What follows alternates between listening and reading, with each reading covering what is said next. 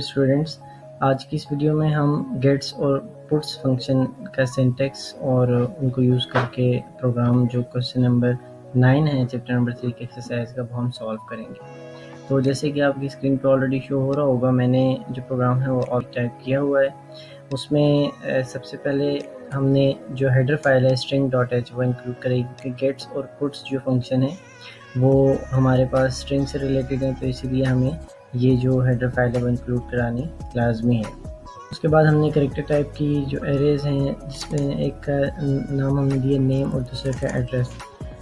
ये जो ब्रेसेस के अंदर 50 ये शो कर रहा है कि ये 50 कैरेक्टर तक की इनपुट ले सकता है। अब जैसे तो उसके बाद प्रिंटफ की statement enter your name, gets का फंक्शन हमने लिखा और उसमें ये वेरिएबल पास कर दिया।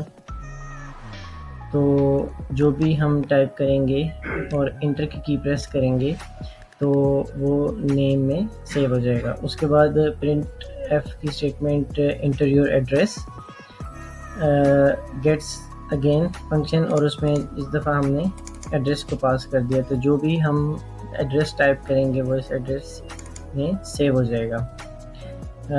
फिर हमने जब हम एक दफ़ा ये सेव कर लिया, तो अब हम जो नेक्स्ट स्टेप है हम इसको प्रिंट करवाएंगे स्क्रीन पर, तो उसके लिए हम पुट्स का फंक्शन यूज़ करेंगे। इसके अलावा अगर हमने कुछ प्रिंट करवाना है तो वो भी हम लिख सकते हैं, जिस तरह ऑलरेडी यहाँ पे लिखा हुआ है कि the name you have entered is, ये एज इट प्रिंट हो जाएगा। और उसके बाद पुट्स नेम, जो भी नेम में हमने एंटर किया होगा वो स्क्रीन पर यहाँ पर डिस्प्ले हो जाएगा।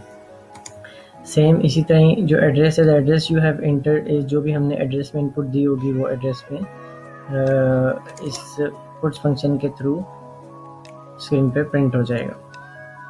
तो अब इस प्रोग्राम को हम रन करते हैं और आउटपुट को ऑब्जर्व करते हैं। अब जैसे यहाँ पे इंटर योर नेम, मैं नेम इंटर करता हूँ और इंटर योर एड्रेस मैं सैम्पल के तौर पे एड्रेस दे देता हूँ। तो आप देखें the name you have entered is, जो हमने नेम इंटर किया वो एज इट इज़ आ गया। The address you have entered is, जो हमने एड्रेस इंटर किया। तो उम्मीद है स्टूडेंट्स आपको गेट्स और पुट्स फंक्शन का जो यूजेज है वो समझ आ गया होगा। आप इस तरह मज़ीद भी वेरिएबल्स लेकर तो स्क्रीन पर प्रिंट करवा के इसको और बेहतर तरीके से अंडरस्टैंड कर सकते हैं। चैप्टर नंबर 3 के जितने भी कंसेप्ट्स हैं उसके हवाले से भी क्वेश्चन हो तो आप कमेंट सेक्शन में डिस्कस कर सकते हैं। मज़ीद वीडियोज़ के लिए चैनल को सब्सक्राइब करें और बेल आइकन पर क्लिक करें। Thank you.